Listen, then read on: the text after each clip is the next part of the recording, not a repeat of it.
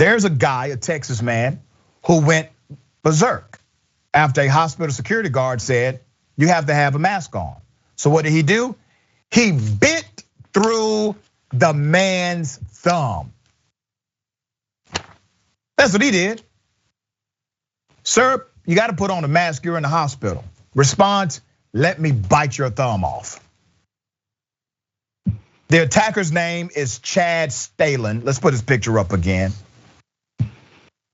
Chad Stalin's went inside of Kell West in Wichita Falls around 11:45 a.m. On Monday morning, there was a mask policy. Police said, security guards said, listen, you got to cover your face, all right? It's a precaution. It's hospital policy to wear a mask inside. Sounds right to me.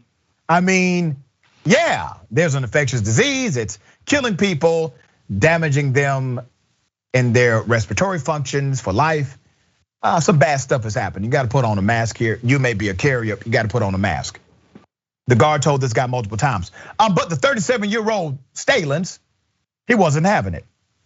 He continued walking inside the hospital, where he was confronted again by the guard, who raised his hands to prevent the other man from poking him in the face. That's when Stalins bit the guard's thumb all the way to the bone. Put his picture up again. This guy is so anti-mask that he'd rather eat your thumb than put on a mask in a hospital. Now, if you're not willing to put on a mask in a hospital, you don't give a damn about yourself nor anybody around you. You don't care about folks that have immunity issues. You don't care about nothing. This man rather literally eat a thumb than put on a mask. Stalins was arrested and charged with assault on a public servant, which is a 3rd-degree felony in that state. It's at least the second thumb-related assault for Stalins, who was convicted of assault in 2018 for grabbing a woman's thumb and bending it backward. This guy and thumbs. Woz, do you ever find it just fascinating and ironic how people who are anti-mask would rather do things that are way more inconvenient than putting on a mask in order to still not put on a mask? Like going to jail is inconvenient. That's real inconvenient.